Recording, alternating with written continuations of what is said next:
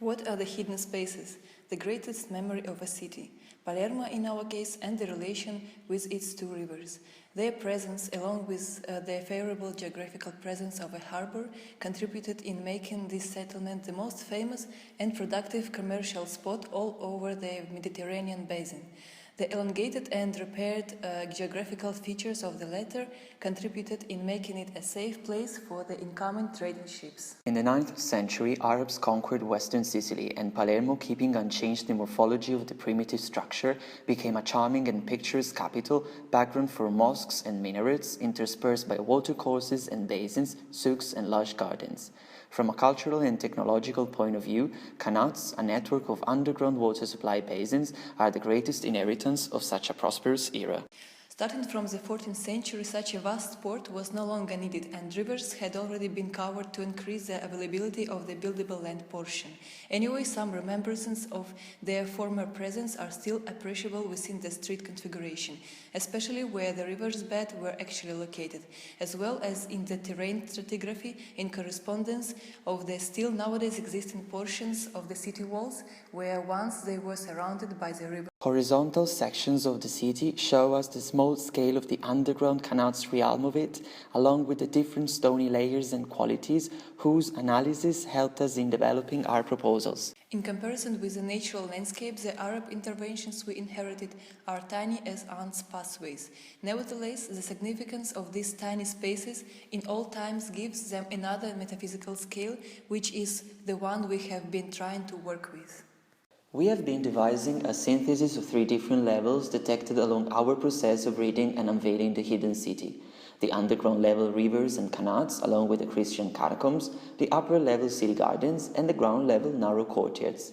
Our research is aimed at reconnecting all these elements into one coherent unique system with the ground street level of the city, in a way that it will make the city user rethink and experience the urban fabric according to elements that are not patently shown, since they belong to a former hidden version of it, which is not defined by the rules of the usual street's layout. The underground level happens to become an element which provides us with some limits, but freedom at the same time. The new realm of Palermo would be an upside-down city with its own rules without considering the crystalline nature of the old town. From the investigation we have been carrying out, we realized that there will be a water supply network that can actually connect all the city. Historically interesting is to mention that at the glorious times when Beati Paoli used to defend the weak from the vexations of the city despots, this network, made out of the canal channels and the catacombs, was used to hold secret meetings among the member sects. Since dealing with 3 different levels of hidden spaces, this proposal is aimed at linking them into a unique system, devising a language which investigates on the relationship that the manufact is capable of setting within the surrounding landscape environment, and so with the underground level, the street one, and the area level, which recalls the presence of those gardens that in the 18th century happened to be set on the bastion tops once the latter had lost their defensive purposes. The whole structure reminds of a tree, a recognizable element aimed at qualifying as a landmark the existing built environment. On the top of it, different activities can take place as well, like urban orchards and public events. Solving the privacy issues deriving from the fact that we are reaching a considerable height on elevation, the suspended piazza can allow the presence of secondary, more private functions if thought as surrounding buildings extensions of dwellings' private spaces. We can even imagine that some of them, those located on the highest stories, can have direct access to it, turning the space they face into something different from the one strictly designed to host public events or functions. The historical city center looks like a dense mass of houses interspersed by tiny courtyards, directly connected with the street network as natural result of the stratified morphology the urban settlement came up with throughout the centuries.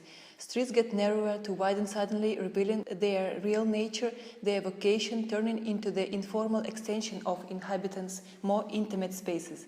We think it is an interesting element of the urban fabric to stare at, since it shows how people live their public space by taking advantage of its nature, which remains almost hidden to the common city user, but that we want to investigate to further broaden and develop our considerations.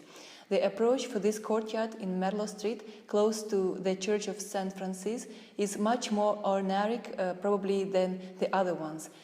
Drawing inspiration from the ancient Kanat path, still characterizing the underground urban pattern, we looked for a way to make it emerge and on the city ground level as the witness of something that it is still there.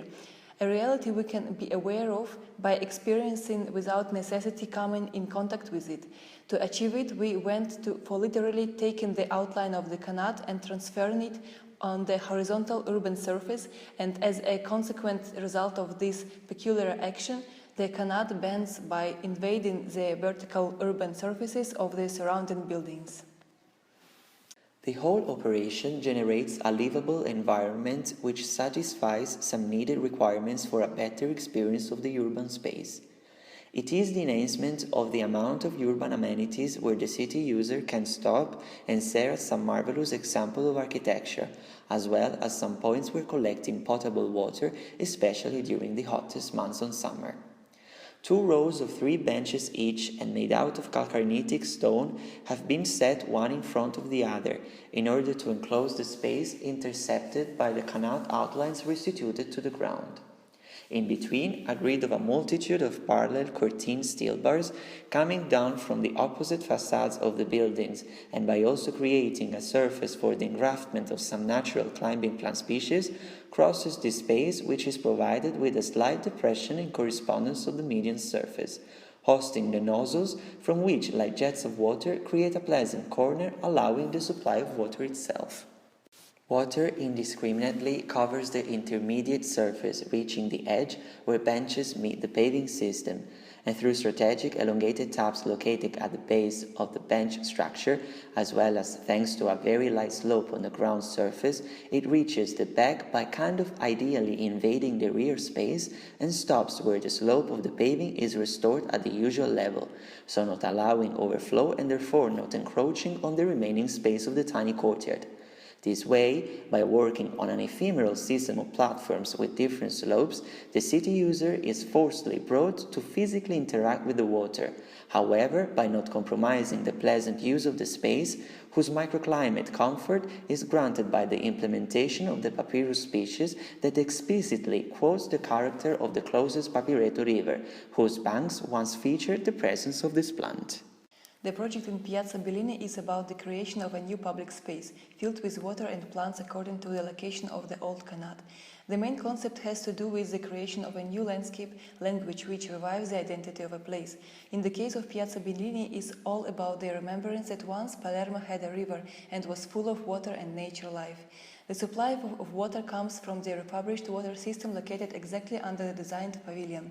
It provides nutrition for plants which grow within the flooded place and which were once inhabiting the river's sides of Palermo.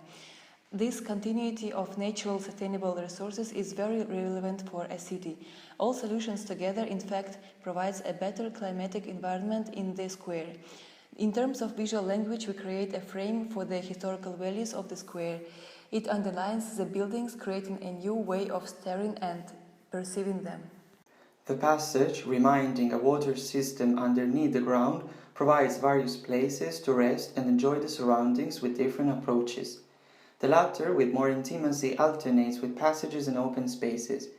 The concept of a water-flooded square provides a space with the possibility to play with water, plants and earth. Benches represent the idea of thick walls of Kanat engineering structures given to the city surface. The level of water within this metaphoric channel varies from 5 to 20 centimeters. The metaphoric passage continuously turns into a real passage underground.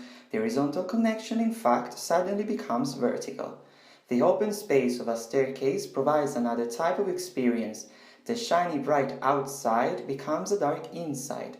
The space underground links the real Kanat system and gives birth to an exhibition hall.